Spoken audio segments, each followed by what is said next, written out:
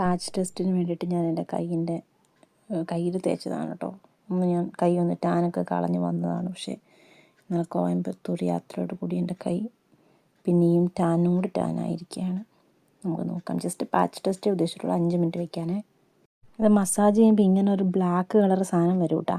ഇവർ പറയുന്നതിനകത്ത് നമ്മുടെ ഡെഡ് സ്കിന്നും അതുപോലെ ഡേർട്ടും അങ്ങനത്തെ സാധനങ്ങളൊക്കെ പോകുമെന്നാണ് പറയുന്നത്. പക്ഷേ ആ ഒരു വൈറ്റ് കണ്ടോ, വൈറ്റ് ഇതിനകത്തുള്ള ഒരു ഈ ഹെഡ് പൊട്ടുമ്പോഴാണ് ഈ കറുത്ത കളർ വരുന്നത് കേട്ടോ.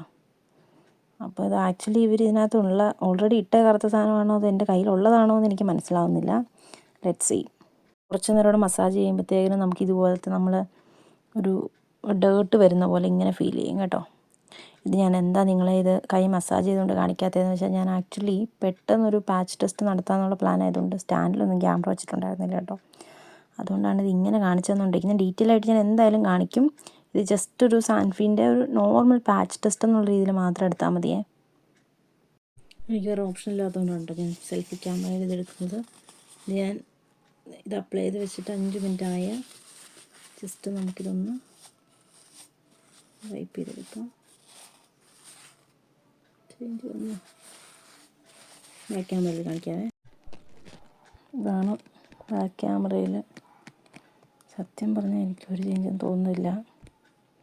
പാച്ച് ടെസ്റ്റ് ആയതുകൊണ്ട് തന്നെ എനിക്ക് അലർജി ഒന്നുമില്ല ഇതിൽ നിന്ന് എനിക്ക് മനസ്സിലായി. ഇനി ടാനല്ലേ ഇതിൻ്റെ ഒറിജിനൽ കളറാണോ അറിയില്ല കേട്ടോ. അല്ല, എന്തായാലും ഇത് ഒറിജിനൽ കളറല്ല. അപ്പോൾ ടാൻ പോകുന്നില്ല എന്നാണോ നമുക്ക് വഴി അറിയാം.